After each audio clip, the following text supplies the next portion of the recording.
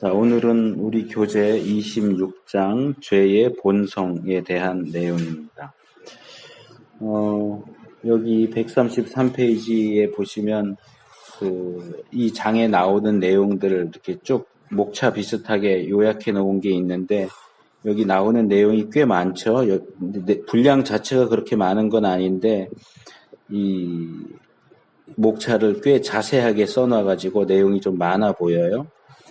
그래서 죄에 대한 교리가 다른 교리들과 어떤 관계를 가지고 있는가, 또 죄에 대한 내용을 다룰 때 어떤 점이 어려운가, 또 이 죄에 대한 부분을 다루는 방법들이 어떤 것들이 있을까, 이제 서론적으로 이렇게 나오고, 그 다음에 죄에 대한 용어들, 이제 여기 제시한 세 가지 방법들 가운데 마지막 방법을 여기서 이제 사용을 하죠. 성경에 나와 있는 단어들을 통해서 죄에 대한 내용을 정리를 하는데요. 죄의 원인에 대한 내용, 그 다음에 성격에 대한 것, 결과에 대한 내용을 이렇게 단어들을 통해서 살펴보고 마지막에 죄의 본질적인 성격이 어떤 것인가 이렇게 다루고 있습니다. 그래서 이 내용을 이 첫 시간, 둘째 시간 나눠서 이제 진행을 하도록 할 거고요. 먼저 이 죄에 대한 교리와 다른 교리 사이에 어떤 관계가 있는가 하는 내용이 134페이지에 나옵니다. 여기 이제 5가지 내용이 나오죠. 일단 이 부분을 살펴보는 것이 왜 중요한가 거기 첫째 줄 끝에 나옵니다. 교리의 다른 많은 영역에 영향을 미치며 또한 그 다른 영역들에 의해 영향을 받기 때문이다.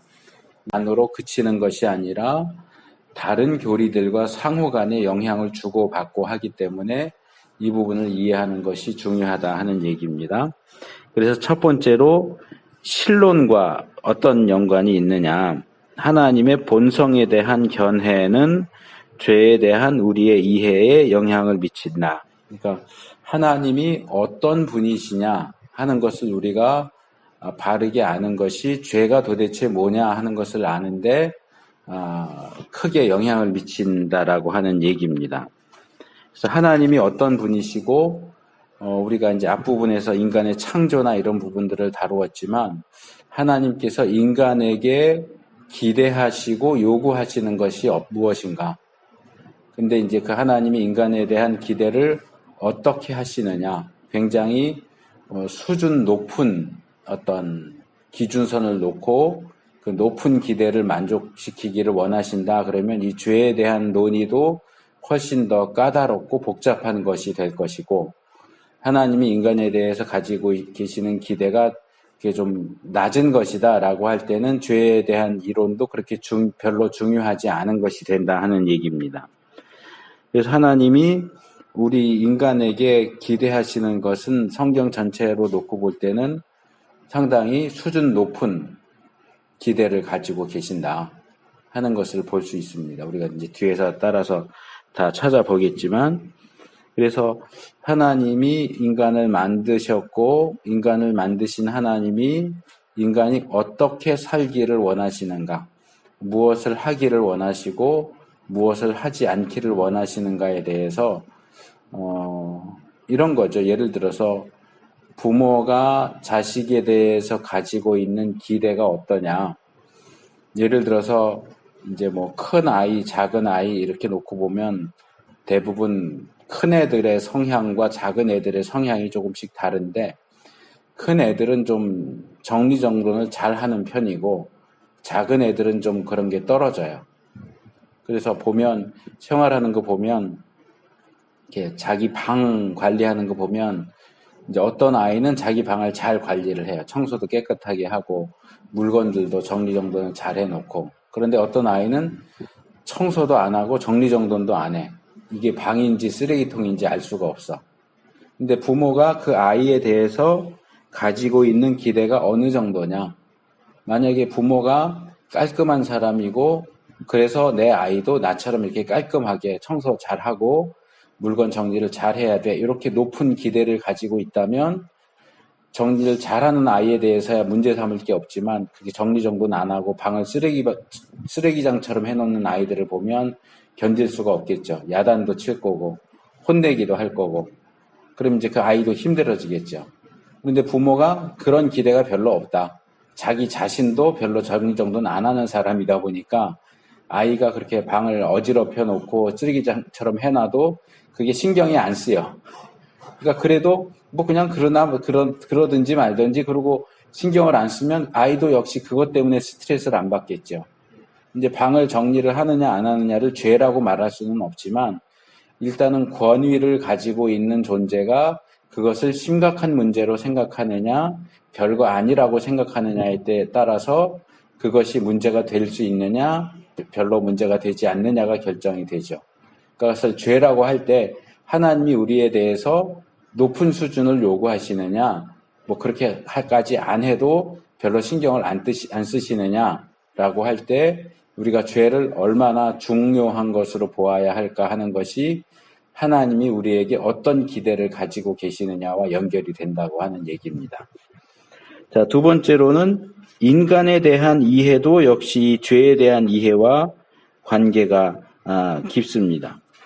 그래서 우리가 우리 자신을 어떻게 이해하고 대할 것인가, 또 다른 사람을 어떻게 대하고 이해할 것인가 하는 것도 이 죄를 어떻게 이해하느냐 하는 것과 밀접한 관계를 가지고 있습니다. 우리가 하나님의 그 기준을 받아들이고 그리고 인간의 삶은 이래야 돼 하고 수준 높은 기준과 견해를 고수한다면 우리가 실수하거나 범죄하는 것에 대해서 상당히 괴롭게 생각하고 내가 그렇게 안 했어야 되는데 왜 그렇게 할까 이런 이제 고민도 하고 문제의식을 갖겠지만 그 수준과 기대가 낮다면 뭐 실수할 수도 있지 뭐 잘못할 수도 있지 남에게 폐를 끼쳐놓고선도 뭐 다 그런 거지 뭐 이런 식으로 넘어갈 수 있거든요. 그러니까 나 자신에 대해서도 그렇고 다른 사람에 대해서도 우리의 인간론도 역시 죄론과 아주 밀접한 관계가 있다 하는 거고요. 그 다음에 구원 교리는 여기 특별히 강조되어 있지만 죄에 대한 우리 이해에 매우 강하게 영향을 받는다. 왜냐하면 구원론이라는 것 자체가 죄를 전제로 하는 거예요. 인간이 범죄했고 그 죄로부터 해방받아야 할 필요가 있다라는 것 때문에 구원론이 나오는 거예요. 그러니까 죄의 문제는 구원과 연결되어 있고 우리가 인간의 구원에 대해서 얘기하는 것 가장 근본적인 원인은 죄에 있어요. 죄가 문제가 안 된다면 구원을 얘기할 필요가 없죠. 그러니까 죄는 구원을 필요로 한다라고 하는 것이기 때문에 그 부분과 관련해서 구원론은 굉장히 중요한 부분을 차지합니다. 여기 이제 그 밑에 보면 나오지만 우리가 죄를 어떻게 보느냐에 따라서 구원에 대한 견해도 바뀝니다. 이제 뒤에도 이제 나오기 때문에 그때 가서 더 얘기하겠지만 여기 나오는 것만 지적을 하자면 예를 들어서 죄는 무지의 문제다. 잘 몰라서 그러는 거다라고 죄를 무지라고 생각을 한다면 그 죄로부터의 구원은 교육이 될 거예요. 뭐 잘 몰라서 그러니까 잘 가르치면 되지. 근데 성경이 얘기하는 구원이 교육이냐 하면 그렇지 않단 말이에요. 성경은 죄를 훨씬 더 심각한 것으로 봐요. 그러니까 인간을 교육하는 것만으로 죄의 문제를 해결할 수 있다 이렇게 보지 않는 거예요. 근데 이제 지금 근세 이후로 이 세속적인 그 관점은 죄를 무지 내지는 질병으로 보려고 하는 입장들이 대두되고 있어요. 그래서 그런 경우 우리나라도 이제 조금씩 드러나고 미국 같은 경우는 이제 드라마나 이런 데 보면 많이 나오지만 막 흉악한 범죄를 저지른 죄인도 감옥으로 안 보내요. 병원으로 보내죠. 그러니까 어떻게 해서든지 변호사가 이 자료들을 해서 이 사람이 그런 죄를 저질렀을 당시에 정신적으로 문제가 있었다. 이렇게 입증을 하는 거예요. 그럼 이 사람이 죄인인 게 아니고 병자가 된 거죠. 병적인 요소 때문에 그런 죄를 저질렀기 때문에 이 사람은 그 죄를 저지른 것이 맞긴 하지만 벌을 받아야 되는 게 아니라 치료를 받아야 된다. 그래서 죄인인데도 살인을 저질렀는데도 감옥에 보내지 않고 정신병원에 보내요. 그러니까 이제 이것이 결국 뭐냐? 죄를 무엇으로 이해하고 보느냐의 문제인 거예요. 죄를 질병이라고 보니까 죄를 저지른 사람을 처벌을 하는 게 아니고 치료를 해줘야 된다. 이렇게 이제 가는 거예요. 그런 죄에 대한 시각이 있기 때문에 이제 법조계에서도 변호사들이 어떻게든 정신적으로 그때 뭐 심신미약 상태였다라든지 그런 정신적인 문제가 있고 병적인 문제가 있어서 그렇게 한 거지 사실 이 사람이 잘못한 게 아니다. 이런 식으로 이제 주장을 하고 그쪽으로 이제 상황을 끌어가려고 하는 거죠. 그러니까 죄를 어떤 것으로 이해하느냐는 거기에 대한 처벌에 대한 부분도 그렇고 구원에 대한 부분도 그렇고 영향을 굉장히 많이 미칩니다. 그래서 우리가 구원을 어떻게 이해하느냐 하는 것은 죄를 어떻게 이해하느냐 하는 것과 매우 밀접한 관계를 가진다 하는 겁니다. 페이지 넘어가서 네 번째로 목회와 관련되는 겁니다. 우리가 교회에서 사역을 하고 성도들을 대할 때 우리가 죄에 대한 어떤 이해를 가지고 있느냐에 따라서 목회의 방식이나 성도들을 대하는 태도와 방식의 변화가 있습니다. 만약에 죄를 별로 중요하게 생각하지 않고 여기에 이제 있는 것처럼 인간을 선한 존재로만 이해한다면 그 성도들을 지도하고 목회하는 데 있어서도 그냥 뭐 뭘 해야 되는지 그냥 말해주면 다 알아서 하겠지. 뭐 이런 식의 이제 태도를 취하게 되는 거고요. 인간이 예수님을 믿어도 여전히 죄인의 성향을 가지고 있다라고 할 때는 책망을 한다거나 꾸짖거나 이런 것들도 필요하다고 생각하겠죠. 그러니까 사람을 선량한 존재로 생각하느냐, 죄인으로 생각하느냐에 따라서 그 사람들을 어떻게 대하느냐 하는 것이 바뀝니다. 그래서 이 부분에 있어서도 우리가 세상 사람들이 사람을 어떻게 이해하고 죄를 어떻게 이해하느냐가 아니고 성경이 하나님이 어떻게 보시느냐 하는 그 시각을 배우고 따라야 할 필요가 있다고 하는 겁니다. 다섯 번째로 사회의 문제에 대한 것도 마찬가지입니다. 요즘에도 이제 사회 문제가 많이 있고 전에 제가 강의하다 그 얘기를 한번 빵과 복음 얘기를 했던 것 같은데 이제 사회 구조의 문제가 있어요. 그러니까 어떤 사람이 굶는다. 왜 굶느냐? 이 사람이 게을러서 일을 안 한다. 그러면 그 문제는 사회 문제가 아니고 개인의 문제예요. 그 개인이 게을러서 일을 안 하고 돈을 안 벌고 그래서 돈이 없어서 굶는 거니까 그건 그 사람 개인의 문제예요. 그런데 일을 열심히 해요. 매일같이 출근해서 열심히 일을 하는데도 월급을 못 받아서 굶는다. 그럼 그건 사회 문제가 되는 거예요.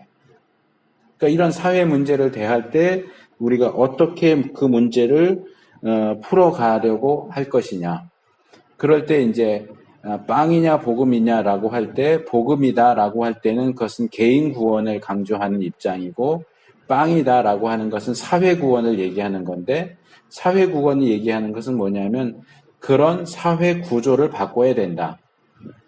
그러니까 법을 바꾸자. 뭐 예를 들어서 직원이 있으면 그 직원을 일을 시켜놓고 월급을 주지 않는 그런 주인이 있다면 잡아가야 된다. 뭐 벌금을 때리든지 잡아가든지 이렇게 해서 직원의 월급을 떼먹는 일이 없도록 해야 된다. 뭐 이런 식의 이제 법을 만들려고 하는 그런 태도를 취하겠죠. 그런데 성경이 우리에게 제시해주고 있는 것은 뭐냐 하면 사회 구조를 바꾼다고 해도 문제가 완전히 해결되는 것이 아니라는 거예요. 왜냐하면 인간 자체가 문제가 있는 존재예요.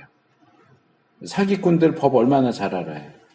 법이 없어서 사기를 치는 게 아니고 법이 있어도 교묘하게 그 법의 그 허점을 파고 들어가서 사기를 치잖아요.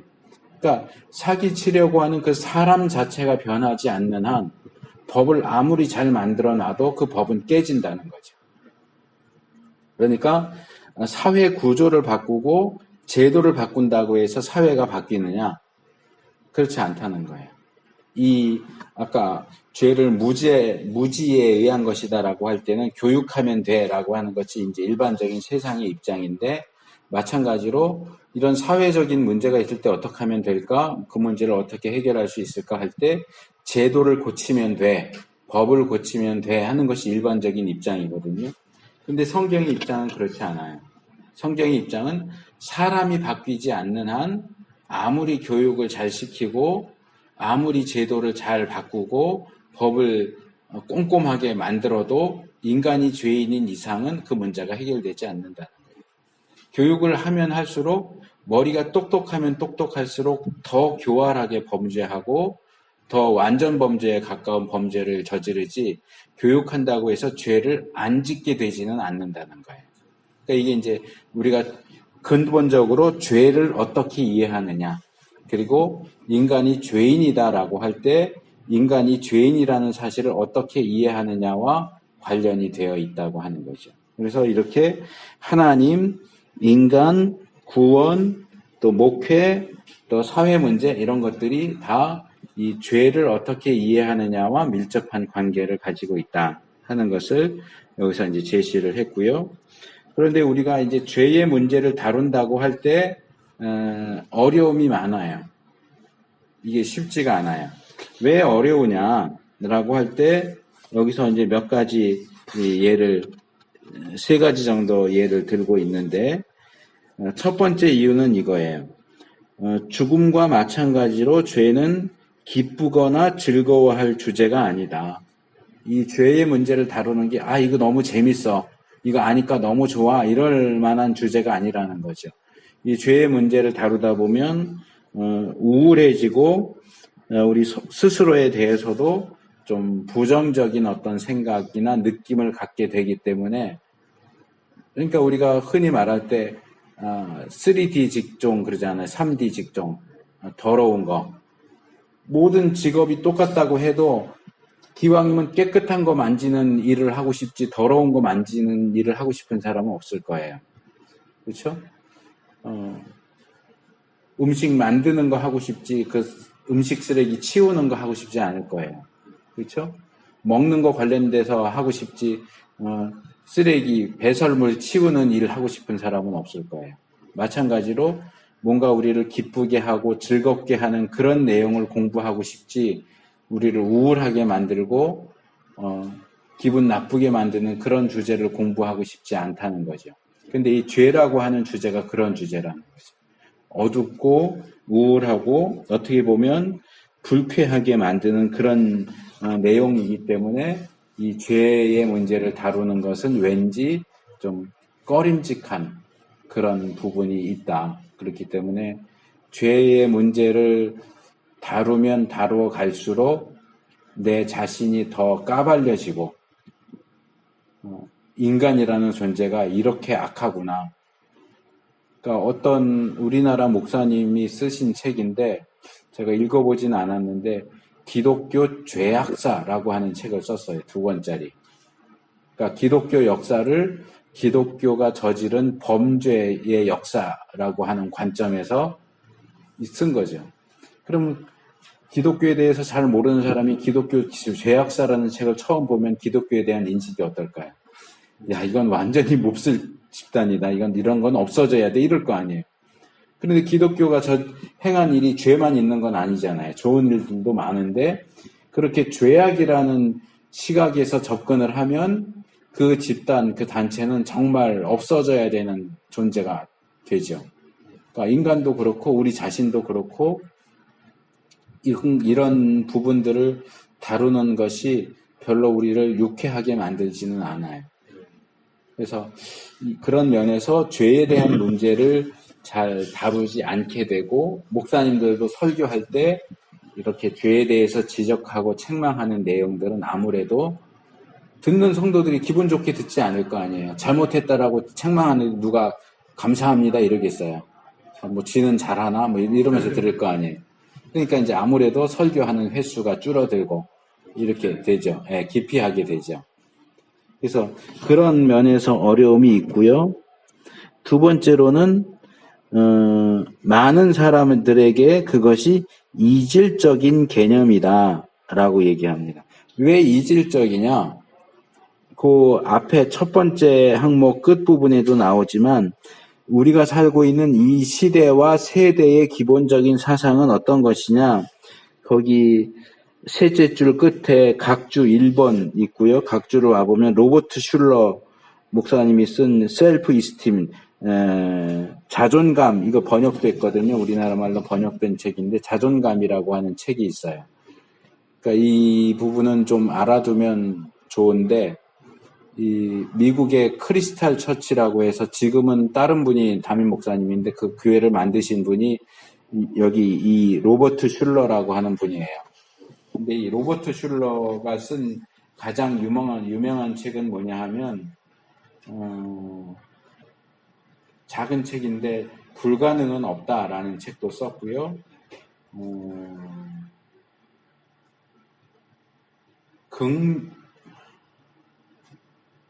적극적 사고방식인가? 긍정적 사고방식인가? 이걸 주창한 사람이에요. 그래서 이 로버트 슐러의 스승이 되는 사람은 노만 빈센트 필이라고 하는 사람이고요. 그분도 목사인데 노만 빈센트 필이 있고 그 사람의 사상을 거슬러 올라가면 영국의 나폴레옹 힐이라고 하는 사람이 있어요.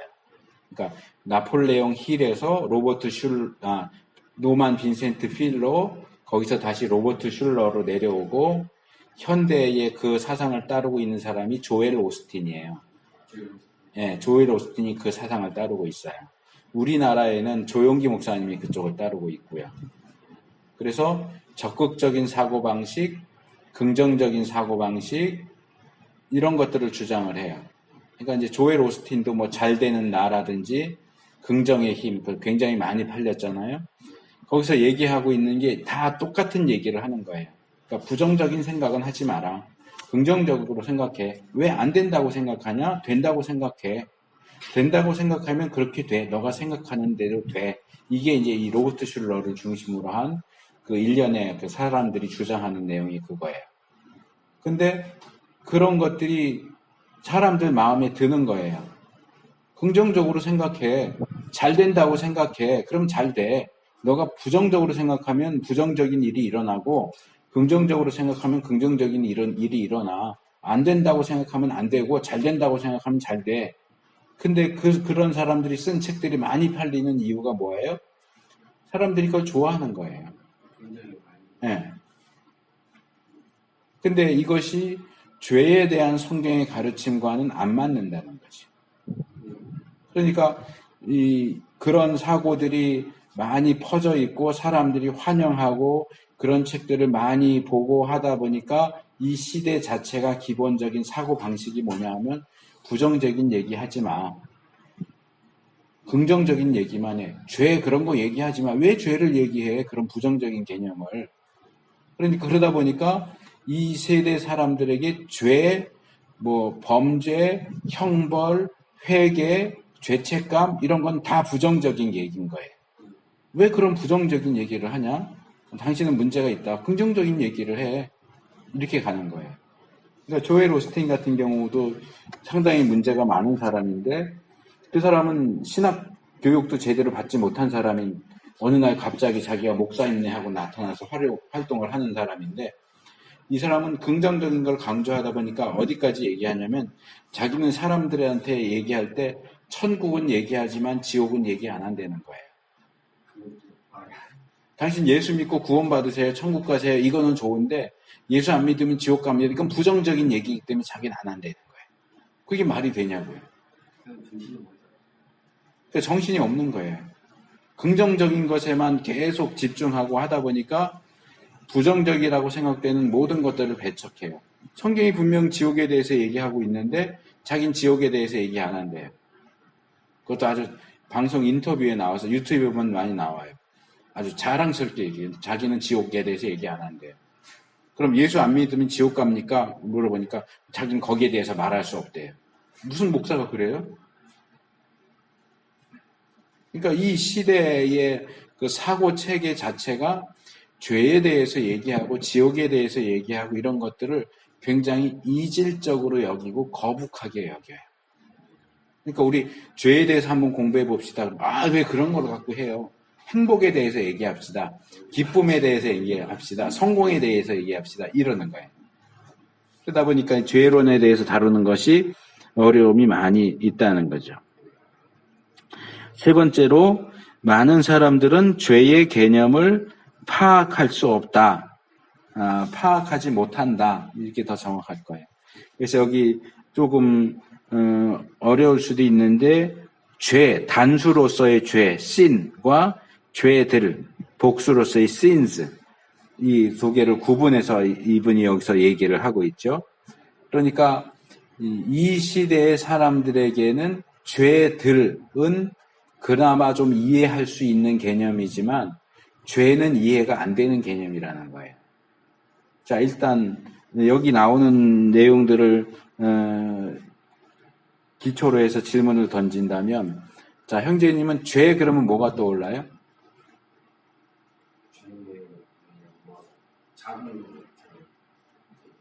그러니까 죄를 한번 얘기를 해보세요. 어떤 죄들이 있는지.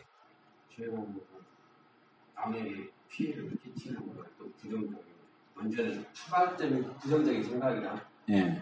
또 어떤 이게 남의 거를 좀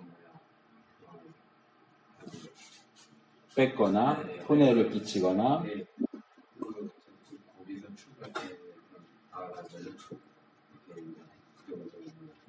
부정적인 행동. 남의 피해를 끼치는. 예. 이 부분이 굉장히 중요해요. 그러니까 제가 이제 질문을 하다 보니까 어쩔 수 없이 제가 어떤 죄들이 있어요라고 질문을 다시 바꿔서 던지긴 했는데, 이 현대 사람들에게는 죄가 뭡니까 하는 질문을 던지면 뭐라고 대답해야 될지를 몰라요. 제가 바꾼 것처럼 어떤 죄들이 있습니까? 그러면 떠오르는 거 살인, 도둑질, 강간 이런 것들이 떠오르죠. 그러니까 그런 구체적인 죄목들, 인간들에 의해서 행해지는 그 죄의 목록들이 죄들이에요. 그러니까 우리가 목격하는 그 나쁜 것들, 나쁜 행동들, 그건 죄들인데, 죄가 뭡니까? 그러면 답을 할 수가 없어요. 그러니까 여기 있는 것처럼 죄에 대한 생각이 없는 것이다. 제일 마지막에 나와 있죠. 죄에 대한 생각이 없어요. 죄들은 알아요. 죄들은 뭔지 아는데 죄는 뭔지를 모르는 거예요. 그게 이제 우리가 이제 뒤에서 죄에 대한 용어들을 다루면서 이제 살펴볼 건데, 그러니까 구체적으로 행해지는 어떤 행동들로서의 죄는 이해를 하지만 죄들은 이해가 되는데 그게 뭔지 보는 거니까. 근데 그것들을 전체를 통합해 놓은 개념으로서의 죄 그러면 이해가 안 되는 거예요. 그러니까 이 뒤에도 나와요. 이제 그건 가장 기본적인 성경의 가르침인데, 인간이 왜 죄인이냐? 자, 우리가 누군가를 가르쳐서 저 사람 죄인이다라고 말할 때 왜 죄인이라고 말할까요? 보기가 두 개가 있어요. 죄인이기 때문에 죄인이다. 둘째, 죄를 지었기 때문에 죄인이다. 어느 게 맞을까요? 그렇죠. 일반적으로는 그렇게. 죄를 지었으니까, 그러니까 그걸 좀 더 정확하게 말하면 죄인이니까 죄를 짓는다. 죄를 지었기 때문에 죄인이다. 어느 게 맞을까요? 죄인이라서 죄를 짓는 겁니까? 죄를 지어서 죄인인 겁니까? 죄를 지었기 때문에.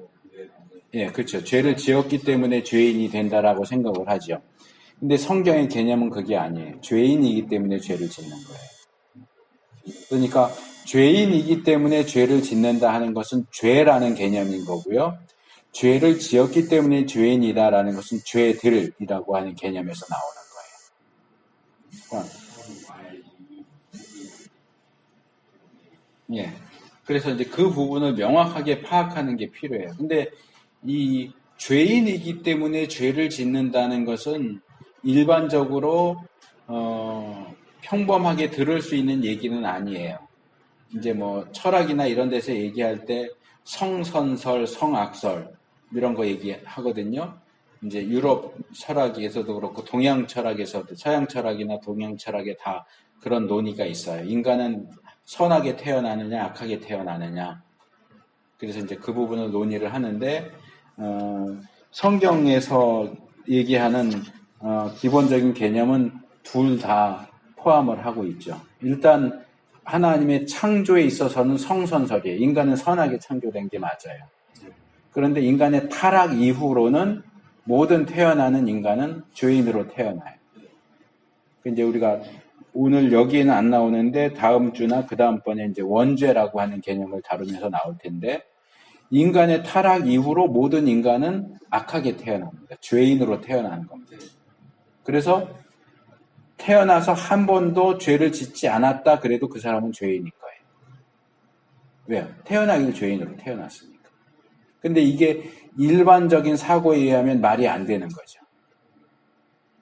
그러니까 교회 다니는 사람들 중에서도 이 원죄에 대한 교리를 잘못됐다. 원죄 교리는 잘못된 교리다. 그렇게 주장하는 사람들이 좀 있더라고요. 근데 성경은 우리에게 분명히 원죄 개념을 얘기를 하고 있어요. 아담과 하와가 범죄하는 것을 통해서 그 후손은 모두 그 죄에 대한 죄의 오염이 되어 있고, 그러니까 두 가지를 얘기를 해요. 원죄를 얘기할 때는 죄책과 오염을 얘기해요. 죄책은 죄에 대한 책임. 죄를 지었으면 거기에 대해서 책임을 져야 돼. 벌을 받아야죠. 그게 죄책이고요. 오염은 말 그대로 오염됐다는 거예요. 죄에 오염됐어요. 그러니까 예를 들어서 엄마가 임신하고 있는데 무슨 방사능 물질 같은 것에 오염되면 아이도 기형아가 태어나죠. 아이가 무슨 죄가 있어요? 아이는 아무것도 한 게 없어요. 태아는. 그렇지만 엄마가 뭔가 잘못해서 오염되니까 아이도 그 오염의 영향을 받아서 기형아로 태어나는 거예요. 마찬가지로 우리가 선악과를 따먹는 죄를 짓진 않았지만 아담과 하와가 죄를 지었기 때문에 만약에 예를 들면 그 태중에 있는 모든 인류가 태어날 때 기형아로 죄인으로 태어나는 거예요. 그게 원죄 개념이거든요. 근데 이제 이 개념을 일반적인 그 사고에서는 인정하지 않기 때문에 죄인이기 때문에 죄를 짓는다를 인정하지 않는 거예요. 죄를 지어야 죄인이지. 우리가 전도할 때도 모든 인간은 죄인이고 그런 얘기를 하면 왜 내가 죄인이냐 그런 사람들이 있어요. 그러니까 그 사람들의 사고 속에는 죄를 지어야 죄인이다라는 생각이 있는 거예요. 그리고 이제 죄를 안 짓는 사람은 없겠지만 이제 자기가 저지르는 그 사소한 것들은 죄라고 말할 것까지는 없다 뭐 이렇게 생각을 하는 거죠. 내가 살인을 저지른 것도 아니고 강도짓을 한 것도 아닌데 왜 내가 죄인이야? 뭐 살면서 가끔 거짓말 정도는 누구라도 다 하는 거고 이런 식이죠. 내가 살인을 저지른 적이 없는데 왜 나한테 죄인이라고 그래? 근데 우리가 성경이 얘기하는 것은 죄를 지었기 때문에 죄인인 게 아니고 죄인으로 태어났기 때문에 죄인인 거예요. 죄인으로 태어난 인간은 죄를 지을 수밖에 없고요. 또. 그러니까 이 부분을 이해하는 것이 굉장히 중요합니다. 그래서 이 죄에 대한 부분에서 우리 기독교의 죄관과 비기독교의 죄관은 굉장히 큰 차이가 있다. 그래서 그들로서는 죄를 이해를 할 수가 없다. 성경이 가르치는 죄의 개념을 이해하는 것이 어렵다. 그래서 죄론을 다루는데 어려움이 있다. 이렇게 세 가지 이제 죄론을 다루는 어려움을 얘기했고요. 그 다음에 죄를 연구하는 방법도 역시 세 가지로 제시를 합니다. 첫째는 경험적이고 귀납적인 방법. 그러니까 죄들에 대해서 얘기한 것처럼 우리가 경험한 것, 우리가 보는 하나하나 구체적인 것들로부터 죄가 뭐구나 하는 것을 정리해 나가는 거죠. 이제 이 부분은 그 논리나 이런 영역에서 굉장히 중요한 건데 귀납적, 연역적 이런 얘기 들어봤어요? 귀납적 방법, 연역적 방법. 네, 일반적으로는 잘 안 쓰는 표현인데 이제 방향이 다른 거예요. 귀납적이라고 하는 것은 구체적이고 사소한 하나하나를 보면서 예를 들어서 개에 대해서 연구한다. 그러면 개에 대한 개념이 우리에게는 없어요. 우리가 보는 그냥 개 한 마리 한 마리. 그래서 우리가 한 마리 한 마리를 보면서 개는 다리가 4개고 이빨이 날카롭고 멍멍 그렇게 짖는다.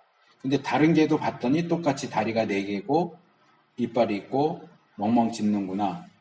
또 다른 개 또 보니까 개들은 좀 주인에게 충성스럽구나. 이렇게 개별적인 것들을 보면서 그것을 종합해서 개라고 하는 건 이런 존재야. 이런 동물이야. 이렇게 하는 것을 귀납적이라고 얘기하는 거예요. 구체적인 내용들을 하나씩 정리해서 그것을 뭉뚱그려서 커다란 하나의 개념으로 묶는 것. 이것을 귀납적이라고 하고요. 연역적이라고 하는 건 반대예요. 개념에서 시작을 해요. 그러니까 개라는 건 이런 존재야. 그래서 거기에서 구체적인 것으로 내려와서 개는 이런 존재니까 이건 개니까 얘도 이럴 거야. 이렇게 하는 거죠.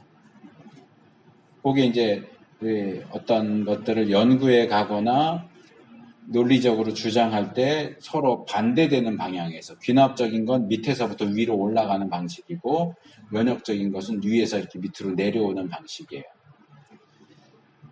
그래서 죄를 얘기할 때도 아까 말한 것처럼 일반적인 사람들은 죄 그러면 개념으로서의 죄를 몰라요.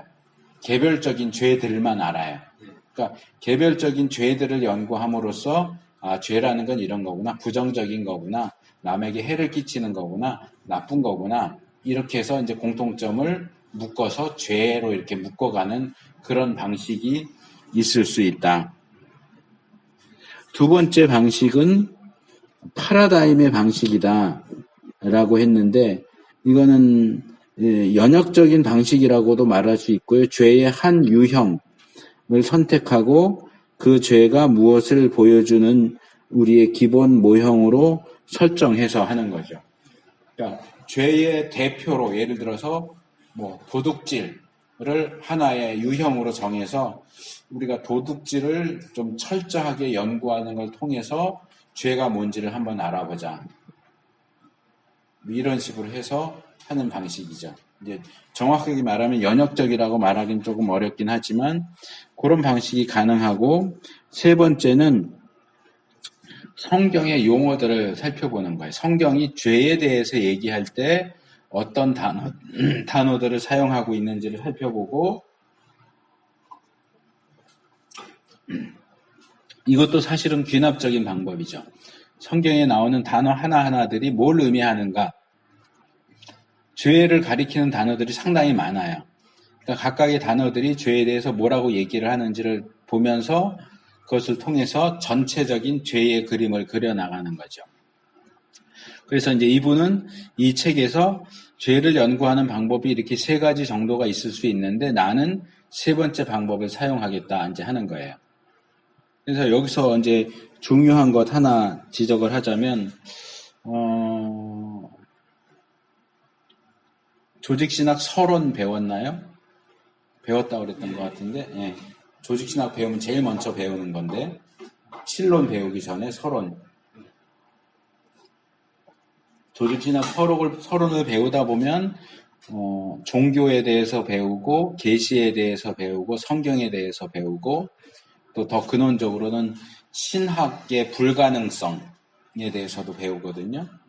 근데 다 어떻게 배우셨는지 모르겠는데 그런 내용들을 다루다 보면 기본적으로 나오는 게 뭐냐 하면 계시 의존 사색이라고 하는 게 나와요. 들어보셨어요?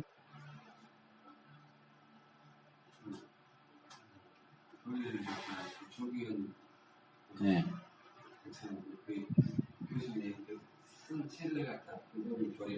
네. 거기엔 그 내용이 안 나왔나요? 조직신학을 하는 데 있어서 물론 성경도 마찬가지고요. 성경신학을 하는 데 있어서도 제일 기초적인 내용이 뭐냐면 계시 의존 사색이에요. 뭐냐 하면 서론을 간략하게 요약하자면 이거예요. 세계에 많은 종교가 있죠.